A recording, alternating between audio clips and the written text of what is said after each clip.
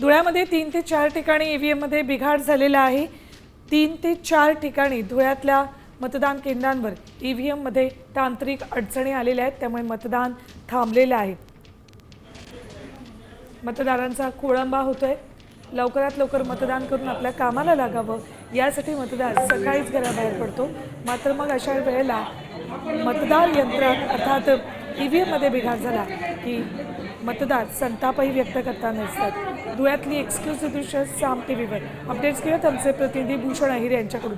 भूषण, साधारण किती वेळ झालेला ईव्हीएममध्ये बिघाड झालाय, मतदारांचा खोळंबाही झाला असेल?